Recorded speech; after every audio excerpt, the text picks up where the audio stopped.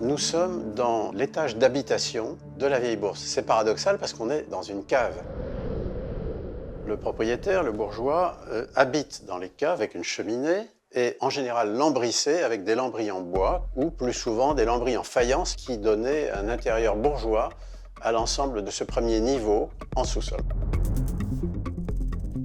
Il ne s'agit pas que d'une cave en fait, mais d'un réseau de caves qui s'étend jusque sous la cour intérieure de la Vieille Bourse et également sous la place.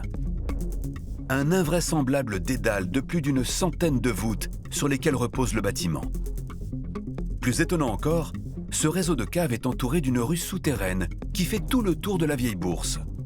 Elle n'est plus visible aujourd'hui de l'extérieur car elle a été recouverte en surface par le sol de la place.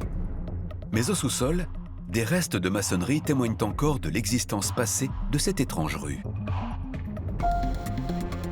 Alors pour faire vivre cet espace qui est un sous-sol, je dois capter la lumière, aérer abondamment cette pièce. Ce soupirail donne la lumière dans les fenêtres que vous voyez ici en détail avec la façade en grès qui est une pierre noble.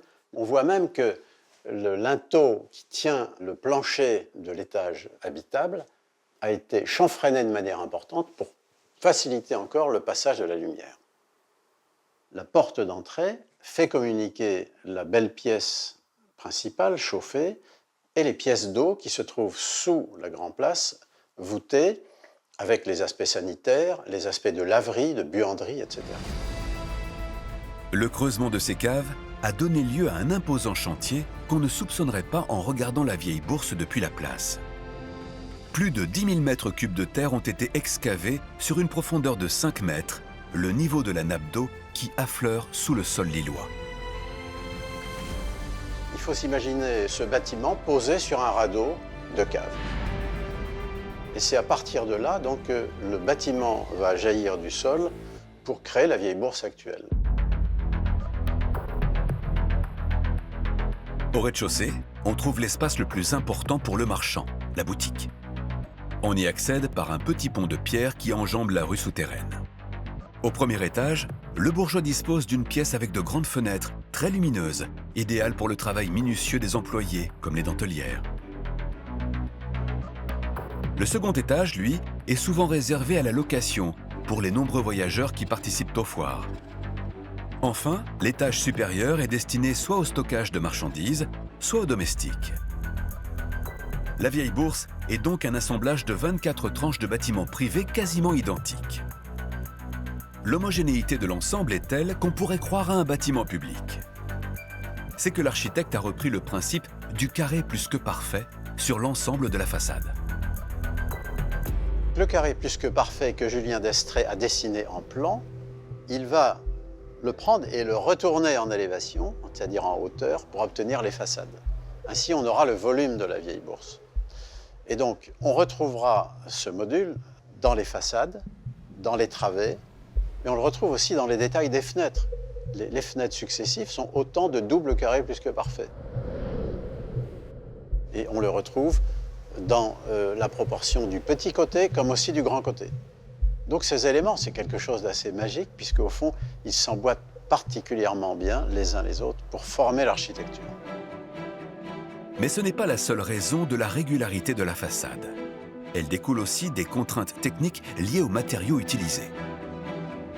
Julien d'Estrées utilise les matériaux locaux, notamment les poutres que l'on a ici, avec des bois relativement courts, qui sont en général en orme plutôt qu'en chêne, qui est le bois local. Et la portée d'une poutre de 30 cm de section, c'est environ 4,50 m.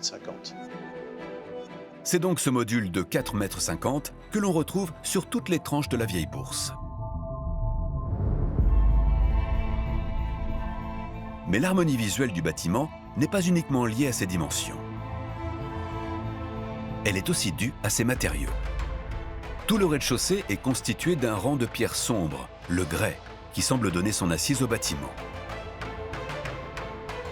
Une pierre qui a été choisie pour ses qualités particulières en termes de construction. Le grès est une roche qui va résister particulièrement au choc. Par exemple, au choc que peuvent créer les roues d'une charrette, mais c'est aussi une roche qui va être particulièrement résistante en cas d'incendie, ce qui est intéressant, et surtout qui est résistante à l'eau. Donc lorsque l'on sait que l'île était une zone marécageuse, c'est un matériau que l'on va particulièrement apprécier pour les rez-de-chaussée à l'île.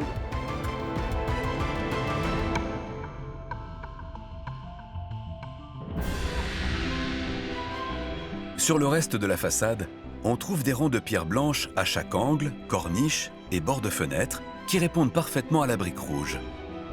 Aurait-elle donc un intérêt architectural particulier? L'avantage de la pierre blanche, c'est qu'elle se taille assez facilement. Donc on peut fabriquer des carreaux comme un mikado qui peuvent s'enchevêtrer les unes les autres. Ceci permet de faire des encadrements, de structurer le bâtiment, qui n'aura plus ensuite qu'à être rempli par la brique ou par les fenêtres. Mais ce n'est que la partie apparente de l'ossature du bâtiment. Car pour en renforcer encore la solidité, l'architecte a ajouté dans le prolongement de chaque poutre des ancres de métal, qui sont fixées dans la pierre de chaque côté du bâtiment et permettent de solidariser l'ensemble de la structure. Pourtant, ces parties métalliques ne sont pas visibles sur la façade, à la différence d'autres bâtiments autour. Où sont-elles donc disposées? On va masquer toutes les parties techniques par des objets architecturaux décorés sur un principe de décor de la Renaissance. Les attaches de métal sont donc cachées par des sculptures, ces fameuses ornementations de pierre qui ont précisément fait la renommée de la vieille bourse. Mais comment les tailleurs de pierre ont-ils eu l'idée de ces motifs aussi fins, aussi variés? Ce que l'on pourrait attribuer à leur imagination créatrice débordante renvoie en fait à des sources très codifiées. Ils sont allés directement chercher, puiser leur inspiration dans les traités d'architecture qui étaient publiés à l'époque. Alors, ils ne reproduisent certains modèles à l'identique. Ils vont prendre un modèle sur telle page, un autre sur telle page, etc. Ils vont tout rassembler et faire un petit peu leur propre décor. Lorsque l'on compare les sculptures à leurs modèles, on remarque la fidélité avec laquelle les sculpteurs ont respecté le dessin initial. Mais alors, qu'est-ce qui donne à ce joyau de pierre ciselée cette apparence de décor joyeux et exubérant? Ici, l'exubérance, c'est d'associer de nombreux motifs. Là où, en Italie, par exemple, on combinerait 2 ou 3 éléments, ici, on combine 10 éléments décoratifs. Les supports vont être entrecoupés de guirlandes de fleurs et de fruits. On va voir aussi les supports prendre la forme d'hommes et de femmes, ce qu'on appelle les cariatides et les thermes. On a aussi une alternance de frontons courbes et de frontons triangulaires au-dessus des fenêtres. On a de la polychromie, du décor, tout cela est très joyeux et festif. Ce sont tous ces éléments qui font de la vieille bourse un chef-d'œuvre de l'architecture lilloise. Un équilibre des proportions et une beauté des décors qui vont marquer à jamais l'ensemble du paysage urbain.